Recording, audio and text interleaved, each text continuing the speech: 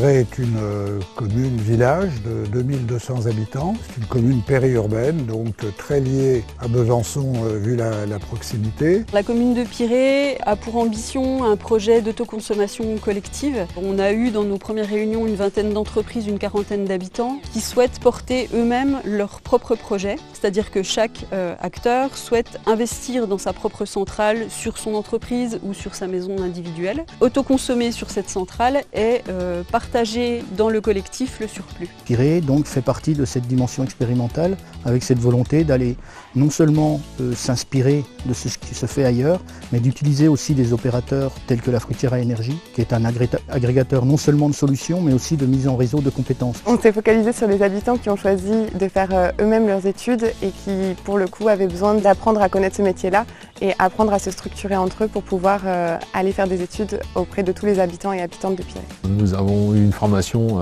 assez poussée au travers de la Fruitière à énergie qui nous a effectivement bien encadré pour la formation, l'utilisation de logiciels et sur toutes les implantations et les techniques au niveau photovoltaïque. Et on s'est lancé dans le diagnostic de faisabilité d'installation de petites centrales photovoltaïques sur les toits des habitants de Piré.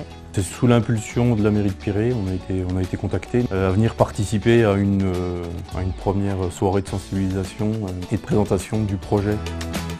Suite à ça, en fait, on était dans la mise en place d'un nouveau bâtiment qui est dédié à la fabrication de composants pour les batteries pour les véhicules électriques. Ce qui a fait tout son sens de pouvoir participer à ce type de projet. Et aujourd'hui, on a pu faire un bâtiment d'une surface de 2200 m² de surface de toiture. Le Grand Besançon Métropole nous a accompagnés pour faire une étude de faisabilité via un cabinet conseil afin d'équiper la totalité de cette toiture en panneaux photovoltaïques. Grand Besançon prend en charge financièrement l'intégralité de ce test en finançant la Fruitière à énergie, en finançant France Active Franche-Comté et en finançant le bureau d'études planaires qui va lui réaliser des études techniques de faisabilité sur la mise en œuvre des énergies renouvelables et le surplus qui pourra être mis au niveau du projet global d'autoconsommation solaire. À partir du moment où on va être amené à dupliquer sur d'autres territoires, la méthode sera la même, mais avec des réponses à des questions qu'on aura déjà pu identifier et qui nous feront gagner un temps précieux pour pouvoir dupliquer ce type d'initiative sur les autres communes. Le mieux est qu'on en reparle